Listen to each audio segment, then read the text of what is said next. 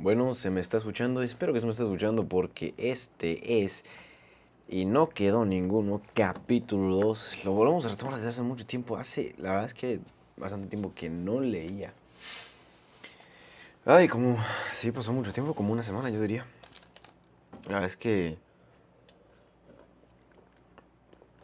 que bajoneé bastante. Pero, pues bueno, ya estamos de regreso. Y empezamos. Capítulo 2. Delante de la estación de Oak Bridge, un grupo de personas aguardaba sin saber muy bien qué hacer. Tras ellos estaban los mozos de cuerda con los equipajes. «Jim», gritó uno de ellos. Un taxista se adelantó unos pasos. «¿Van ustedes a la Isla del Negro?», preguntó con acento de Devon. 4 voces respondieron afirmativamente y acto seguido los viajeros se miraron de reojo. El chofer se dirigió al juez Wargrave, por ser el más anciano del grupo. «Tenemos 2 taxis. Uno de ellos debe esperar a un señor que llega de Exeter en otro tren, dentro de 5 minutos. Quizá a alguno de ustedes no le importe esperar. Así irá más cómodo». Vera Claythorne, en su papel de secretaria, se apresuró a contestar. «Si no les importa, seré yo quien espere», observó a los otros 3 pasajeros. Tanto su mirada como su tono de voz, ligeramente autoritario, dejaban entrever la clase de trabajo que realizaba. Empleaba el mismo tono que si diera órdenes a sus alumnas en un partido de tenis. Miss Brent contestó con un escueto gracias. Agachó la cabeza y se aposentó en uno de los taxis, cuya portezuela había abierto el chofer. El juez la siguió. «Yo esperaré con Miss», se interrumpió al capitán Lombard. «Claythorne», añadió Vera. «Me llamo Lombard. Philip Lombard». Los mozos apilaron las maletas sobre el taxi y en el interior el juez comentó con la debida cautela legal. «Tenemos un tiempo espléndido». «En efecto», respondió Miss Brent. «Un caballero mayor, pero muy distinguido», pensó. «Muy diferente del tipo de personas que se hospedan en las fondas de la costa. Es evidente que Mrs. o Miss Oliver conoce a mucha gente de mundo». «¿Conoce bien esta parte de Inglaterra?», preguntó el juez Wargrave. «Conozco Cornualles y Torquay, pero es mi primera visita a Devon». «Tampoco yo conozco esta región», dijo el juez. El taxi arrancó. «¿Quieren ustedes sentarse en el coche mientras esperan?», preguntó el chofer del otro taxi. «De ninguna manera», respondió Vera con autoridad. «De ninguna manera», respondió Vera con autoridad. El capitán Lombard sonrió. «Aquella pared soleada resulta muy atractiva», dijo. «A menos que prefiera entrar en la estación». «Ah, no, gracias. Resulta tan placentero estar fuera de esos sofocantes vagones». «Es cierto, viajar en tren con esta temperatura es muy desagradable en esta época del año». «Esperemos que dure», añadió Vera, por decir algo. «Me refiero al tiempo. Los veranos de Inglaterra son tan traicioneros». Philip Lombard formuló una pregunta desprovista de originalidad. «¿Conoce usted bien esta parte de Inglaterra?». «No, es la primera vez que vengo». Decidida a poner en claro su situación en casa de los Owen, Vera añadió: «No he visto nunca a mi jefa». «¿Su jefa?». «Sí, soy la secretaria de Mrs. Owen». «Ah, comprendo». El cambio de actitud fue apenas perceptible. Sin embargo, Lombard habló con más confianza y serenidad al añadir: «¿No es un tanto insólito?». Vera se echó a reír. «Oh, no, no lo creo. Su secretaria particular se puso enferma, y Mrs. Owen mandó un telegrama a la agencia para que le consiguieran una sustituta, y me han enviado a mí. Así que está aquí por eso. ¿Y si el empleo no le gusta?». De nuevo Vera se echó a reír. «Oh, esto solo es provisional, una ocupación para el verano. Tengo un empleo estable en una escuela de niñas. Lo cierto es que ardo en deseos de conocer la Isla del Negro. He leído muchos artículos en la prensa sobre ella. ¿De verdad es tan fascinante?». «No lo sé, no la conozco», respondió Lombard. «¿De veras? Los Owen parecen entusiasmados con la isla. ¿Cómo son? Hábleme de ellos». Lombard reflexionó un instante. Aquella conversación empezaba a complicarse. ¿Debía o no dar a entender que no los conocía? Decidió cambiar de tema. «Oh, tiene una avispa en el brazo. No se mueva, por favor». Para convencer a la joven, fingió dar caza al insecto. «Ya está». «Gracias, muchas gracias. Las avispas abundan este verano». «Sí, supongo que es por el calor. ¿Sabe usted a quién esperamos?». «No tengo la menor idea». En aquellos instantes se oyeron el traqueteo de un tren que se acercaba. «He aquí el tren que aguardábamos», dijo Lombard. Ah, se me olvidó decirles que se- hay, el libro creo que se divide como que secciones. Por ejemplo, esta es la primera sección de este capítulo, ya pasamos a la 2. ¿Ok? O sea, dice un 2 en número romano. ¿Ok? Bien. Un hombre alto con aspecto de militar apareció a la salida del andén. Sus cabellos grises estaban cortados.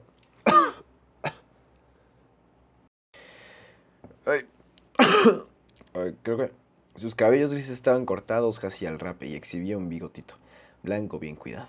El mozo, que se tambaleaba un poco por el peso de una abultada maleta de cuero, señaló a Vera y a Lombard. Vera se adelantó con aire competente. Soy la secretaria de Mrs. Owen. Tomaremos ese coche. Le presento a Mr. Lombard. Los ojos azules, llenos de vida a pesar de la edad, escrutaron al capitán Lombard. Por un momento, cualquiera interesado en conocer los resultados de su valoración podría haberlo averiguado. Un tipo apuesto, pero hay algo extraño en él. Los tres se instalaron en el taxi, que atravesó las calles solitarias del pequeño pueblo de Oakbridge y enfiló la carretera de Plymouth. Después, el coche se adentró en un laberinto de caminos vecinales, verdeantes, empinados y angostos.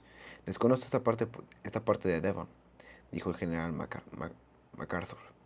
Mi pequeña propiedad está situada al arte del condado, casi tocando a Dorset. Todo esto es muy bonito, comentó Vera. Las colinas verdes y la tierra roja forman un contraste agradable a la vista. Es un poco claustrofóbico, criticó Lombard. Prefiere el campo abierto, los espacios donde se ve lo que se tiene delante. Parece haber viajado mucho, le dijo el general. Lombard se encogió de hombros con gesto despectivo. Bah, he dado algunas vueltas, señor. Y añadió para sí. Ahora me preguntará si estuvo en el frente. Estos tipos siempre preguntan lo mismo. Sin embargo, el general MacArthur no hizo ninguna alusión a la guerra. 3. O sea, sección 3. Después de subir a una colina escarpada, descendieron hasta Sticklehaven por un camino en zigzag. El pueblo solo tenía algunas casitas, con una o dos barcas varadas en la playa. Por primera vez contemplaron la isla del Negro, que surgía del mar hacia el sur, iluminada por el sol poniente. Está muy lejos, exclamó sorprendida Vera. Se la había imaginado muy diferente, más próxima a la orilla, con una casa blanca, pero allí no se veía mansión alguna. Solo se percibía una enorme silueta rocosa que vagamente se parecía a la cara de un negro. Su aspecto le pareció siniestro y se estremeció.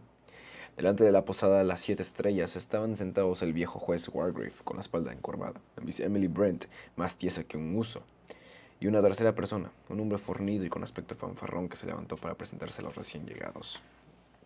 Los hemos esperado para hacer el viaje juntos, les dijo. Permítanme que me presente. Me llamo Davis y nací en Natal, Sudáfrica, en mi país natal. La carcajada le valió una mirada torva del juez Wargrave. Parecía como si éste ardiera en deseos de ordenar que despejaran la sala del tribunal. En cuanto a Miss Emily Brent, era obvio que no tenía muy claro que si le gustaban los colonos. ¿Alguien desea tomar una copita antes de embarcar?, preguntó Mr. Davis en tono hospitalario. Nadie aceptó la invitación. En ese caso, decidió levantando un dedo, no nos demoremos. Nuestros anfitriones deben de estar esperándonos. Podía observar un cierto malestar en las caras de los invitados, a los que sus últimas palabras parecían haber inmovilizado.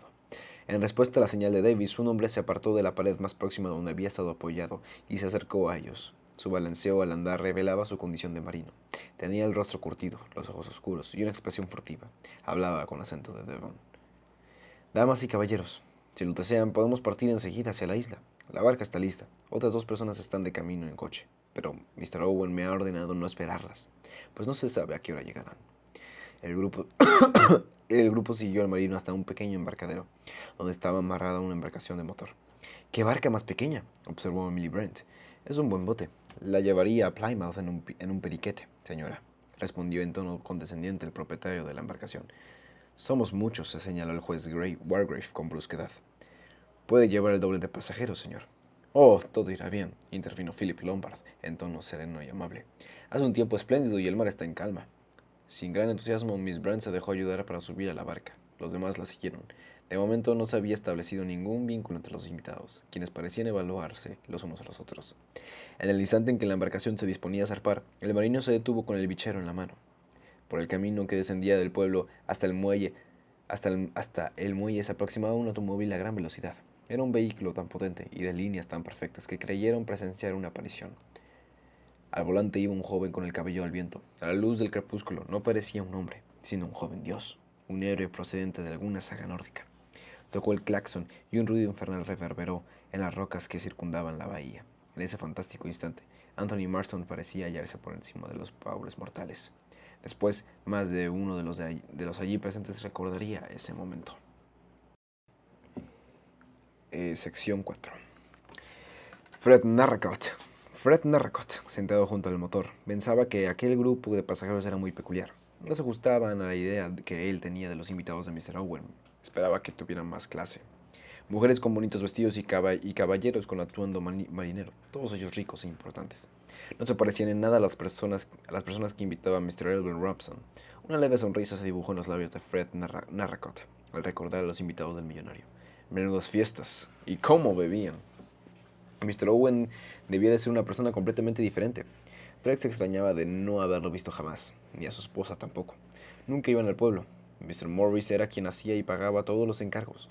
Las instrucciones eran siempre claras y concisas, y el pago se efectuaba al contado, lo que no dejaba de ser extraño. La prensa afirmaba que Mr. Owen era un personaje misterioso, y Fred Narracott estaba de acuerdo. Quizá, y contra todo pronóstico, Miss Gabrielle Turrell había comprado la isla. Sin embargo, renunció hacia su posición al contemplar a los invitados. Ninguno de ellos parecía vivir como una estrella de cine. Los catalogó con objetividad. Una solterona de carácter agrio. Él conocía bien a ese tipo de mujeres. Una arpía. Una arpía. Al viejo militar se le notaba enseguida la carrera. La joven era hermosa pero vulgar, y desde luego, tampoco parecía una estrella de Hollywood. El tipo fanfarrón carecía de modales, puede que fuera un tendero jubilado. El otro caballero, delgado, casi famélico, de mirada inteligente, que era muy extraño. A lo mejor este sí que tenía alguna relación con el mundo del cine. En resumen, de todo el grupo solo le gustó uno, el último en llegar, el del coche. Jamás se había visto en Sticklehaven un automóvil tan fabuloso. Debía de costar un dineral. El tipo parecía un niño rico. Si los demás hubieran sido como él, lo habría comprendido. A decir verdad, todo le parecía muy extraño, realmente extraño. Número 5. La embarcación rodeó la isla y por fin apareció la casa. El lado sur de la isla del Negro era diferente del resto. Descendía en una suave pendiente hacia el mar. La mansión era baja y cuadrangular, de estilo moderno. Estaba orientada al mediodía y recibía la luz a raudales a través de unas ventanas redondas. Una mansión espléndida que respondía a los sueños de cualquiera. Fred Narracott apagó el motor y guió la barca hacia una cala pequeña flanqueada por unas rocas. Debe de ser muy difícil llegar hasta aquí con mal tiempo, comentó con interés Philip Lombard. Cuando sopla el viento del sureste es imposible desembarcar en la isla del Negro, respondió el marino en tono alegre. Las comunicaciones quedan cortadas durante una semana o más. El aprovisionamiento debe de ser difícil. Eso es lo peor de vivir en una isla. Hasta el mínimo asunto doméstico puede convertirse en un verdadero problema, pensó Vera Claiborne. El costado de la embarcación rozó suavemente las rocas. Fred Narracott saltó a tierra el primero. Lombard y él ayudaron a los demás a desembarcar. Narracott amarró la barca a una argolla sujeta a la piedra, y después dirigió el grupo hacia una escalera cincelada en la roca. Esto es espléndido, exclamó el general MacArthur. A pesar de sus palabras de encomio, parecía sentirse intranquilo. Aquel sitio le resultaba inquietante. Cuando el grupo subió el último peldaño y llegó a una amplia terraza, pareció animarse un poco. Un mayordomo los esperaba ante la puerta abierta. Un semblante serio los tranquilizó. En cuanto a la casa, era admirable. El panorama que se divisaba desde la terraza era magnífico. El criado lo saludó con una reverencia. Era un hombre alto y enjuto, de pelo gris y aspecto respetable. Damas y caballeros, tengan la amabilidad de seguirme. En el amplio vestíbulo se habían dispuesto hileras de botellas para que los invitados tomaran una copa. Anthony Marston se animó. Había empezado a pensar que todo aquello era muy raro. Nadie era como él. ¿Por qué a Badger se le había ocurrido hacerlo ir a se le había ocurrido hacerlo ir a esa isla? Al menos las bebidas eran buenas y no faltaba el hielo. ¿Qué decía el mayordomo? Mr. Owen, a causa de un fastidioso retraso, no llegaría hasta mañana. A sus órdenes, cualquier cosa que desearan. ¿Querían subir a sus habitaciones? La cena se serviría a las 8. 6. Vera, Vera siguió a Mrs. Rogers al piso de arriba. La criada abrió una puerta al final del pasillo y la joven entró en un dormitorio. Espléndido, con un gran ventanal que daba al mar y otro al este. La joven satisfecha lanzó una breve exclamación. Espero que no le falte nada, señorita, le dijo Mrs. Rogers. Vera miró a su alrededor. Sus maletas estaban vacías y el equipaje perfectamente ordenado. En una esquina de la habitación había una puerta abierta que dejaba entrever un baño con baldosas de color azul celeste. No, no falta nada, respondió. Si desea algo más, señorita, solo tiene que tocar el timbre. Mrs. Rogers tenía una voz monótona y apagada. Vera examinó a la mujer. Estaba tan pálida que parecía un fantasma. de aspecto impecable y con el cabello peinado hacia atrás. Vestía de negro y sus ojos claros y extraños no dejaban de mirar en todas las direcciones. Parece como si tuviera miedo de su sombra, pensó Vera. Si eso era, sí, eso era. Tenía miedo. Parecía presa de un pánico mortal. La joven sintió un ligero estremecimiento. ¿De qué podía tener miedo esa mujer? Soy la nueva secretaria de Mrs. Owen, dijo Vera amablemente. Supongo que ya lo sabía. No sé nada, señorita, dijo Mrs. Rogers. Solo me han dado una lista de invitados y la habitación asignada a cada uno. ¿Mrs. Owen no le ha hablado de mí? Mrs. Rogers parpadeó. Aún no he visto a Mrs. Owen. Tan solo hace 2 días que estamos aquí. ¡Qué gente más fantástica esos Owen!, pensó Vera, y añadió en voz alta. ¿El servicio doméstico es numeroso? Solo estamos mi marido y yo. Vera frunció el entrecejo. 8 invitados, un total de 10 personas en la casa, incluyendo Mr. y Mrs. Owen, y solo un matrimonio para servir a toda esa gente. Soy buena cocinera, prosiguió Mrs. Rogers, y mi marido se basta y sobra para hacer el trabajo de la casa. Naturalmente no esperábamos tantos invitados.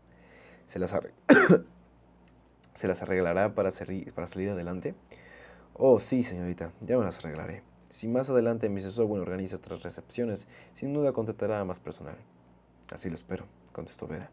Mrs. Rogers se alejó en silencio, como una sombra. Vera se dirigió al ventanal que daba al mar y se acomodó en el asiento adosado a este. Estaba inquieta. Qué extraña le resultaba aquella casa, la ausencia de los dueños, la criada, que parecía un fantasma, pero sobre todo los invitados. Esos sí que eran raros y extraños. Me habría gustado ver a los Owen para poder formarme una opinión, se dijo. Se levantó vivamente agitada y se paseó por la habitación decorada con un estilo moderno. Unas alfombras blancas cubrían el reluciente parque. El reluciente parqué. Las paredes estaban pintadas de un color claro y el espejo estaba circundado de luces. Sobre la chimenea había una figura de mármol blanco que representaba un oso, una muestra de escultura moderna. En ella estaba empotrado un reloj de péndulo. Encima había un marco de metal cromado con un pergamino que contenía un poema. De pie, delante de la chimenea, Vera leyó el poema enmarcado. Era la letra de una canción infantil que recordaba haber aprendido de niño. 10 negritos se fueron a cenar, uno se ahogó y quedaron 9. 9 negritos trasnocharon mucho, uno se no despertó y quedaron 8. 8 negritos viajaron por Devon, uno se escapó y quedaron 7. 7 negritos cortaron leña con un hacha, uno se cortó en 2 y quedaron 6. 6 negritos jugaron con una colmena, a uno de ellos le picó una abeja y quedaron 5. 5 negritos estudiaron derecho, uno de ellos se doctoró y quedaron 4. 4 negritos se hicieron en la mar, un arenque rojo se tragó a uno y quedaron 3. 3 negritos se pasearon por el zoo, un oso los atacó y quedaron 2. 2 negritos estaban sentados al sol, uno de ellos se quemó y quedó 1. Un negrito se encontraba solo y se ahorcó y no quedó ninguno. Vera sonrió. ¿Acaso no estaba en la isla del negro? Se sentó de nuevo junto al ventanal para contemplar el mar. ¡Qué inmenso era! Desde allí no se veía tierra alguna, solo el ondulante movimiento del agua azul bajo los rayos del sol poniente. El mar, hoy tan sereno, a veces tan cruel. El mar, que nos atrae a sus abismos. Ahogado, encontrado, ahogado. Ahogado en el mar, ahogado, ahogado, ahogado. No quería acordarse, no quería pensar en eso. Todo aquello pertenecía al pasado. 7. El doctor Armstrong desembarcó en la isla del Negro en el momento en el que el sol desaparecía del mar. Desaparecía en el mar. Durante la travesía había charlado con el barquero, un hombre de la zona. Estaba ansioso por documentarse acerca de los propietarios de la isla, pero Narracot le había causado la extraña sensación de no estar lo bastante informado o de no querer hablar sobre ello. Por ese motivo el doctor Armstrong cambió de tema y le habló del tiempo y de la pesca. Estaba cansado después del largo viaje en automóvil. Le escocían los ojos de tanto conducir con el sol de cara. Sí, estaba cansado. El mar y la tranquilidad. Eso era lo que necesitaba. Le habría gustado tomarse unas largas vacaciones. No mames, esto duró un chingo. Perdón. Pero no podía permitirse ese lujo. La cuestión económica era lo de menos. Pero no podía abandonar a su clientela, porque en los tiempos que corrían no se era fiel a nadie. No, ahora que tenía una posición estable, debía trabajar sin descanso. Esta noche, pensó, me olvidaré de todo. Había algo mágico en una silla. Había algo mágico en una isla. Palabra que evocaba toda clase de fantasías. Se perdía el contacto con el mundo. Una isla era un mundo aparte, un mundo del que tal vez no se volvía jamás. Abandonaré para siempre la vida que he llevado hasta ahora. Y sonriendo para sí, empezó a hacer planes, unos planes fantásticos para el futuro. Sin dejar de sonreír, subió los peldaños cincelados en la roca. En un butacón de la terraza estaba sentado en un anciano cuyo aspecto le resultaba vagamente familiar. ¿Dónde había visto a ese tipo con cara de rana, cuello de tortuga, espalda encorvada y ojillos claros y maliciosos? Ah, sí, el juez Wargrave.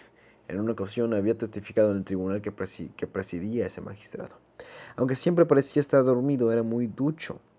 Era muy ducho en asuntos legales. Ejercía una gran influencia sobre el jurado. Según decían, era él quien tomaba las decisiones. Había conseguido increíbles veredictos de culpabilidad en 2 ocasiones. Algunos decían que le gustaba enviar a los acusados a la horca. Menudo sitio tan absurdo para reencontrarse con él. Un trozo de tierra aislado del mundo. No mames, güey. ¿Cuántos hay de estos? Porque, bueno, ya, no, ya me falta poco. 8. Es Armstrong. Compareció como testigo en uno de mis casos. Muy correcto y cauteloso. Todos los médicos son unos asnos, y los de Harley Street son los peores, se dijo el juez Wargrave. Recordó con malevolencia una reciente entrevista que había mantenido con un individuo remilgado de aquella calle. Las bebidas están en el vestíbulo, gruñó en voz alta. Gracias, pero me gustaría saludar primero a los dueños de la casa, dijo el doctor Armstrong.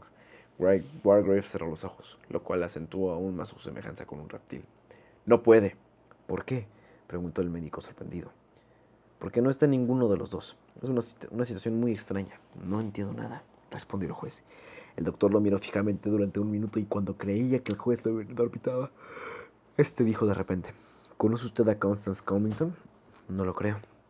No importa, repuso el juez. Es muy despistada y tiene una letra ilegible.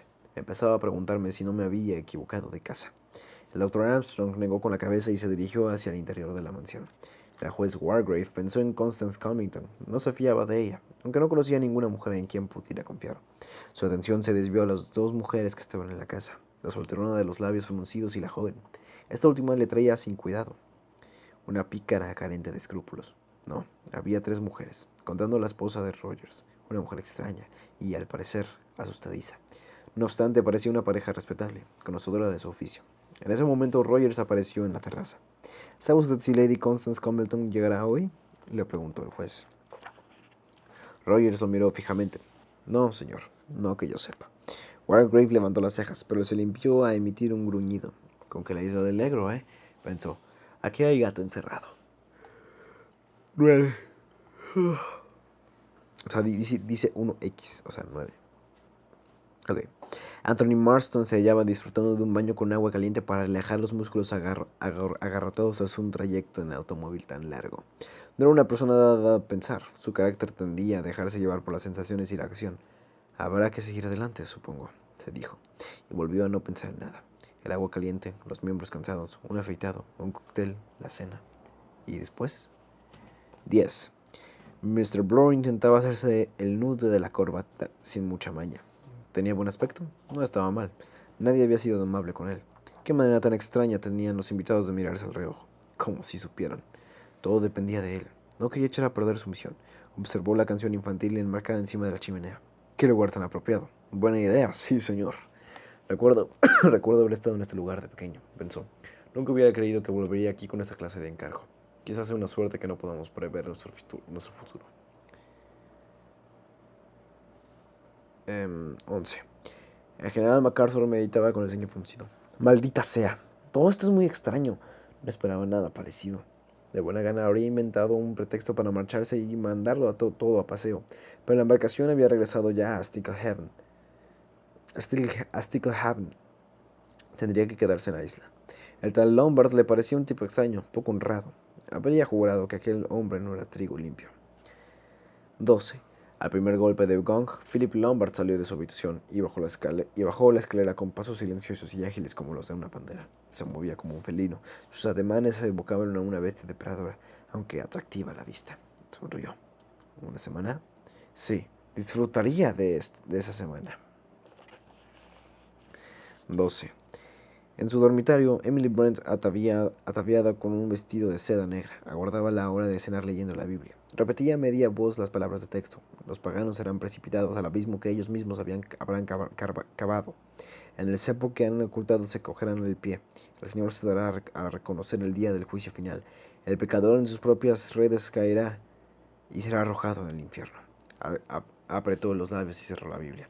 Se levantó, se prendió en el vestido un broche de cuarzo ahumado y bajó a cenar. Verga, pues ese fue el capítulo 2. No mames, está bien pinche largo. Pues está interesante el concepto de los personajes. Pero, pues no sé. Un poquito rara la intro de, de esta novela.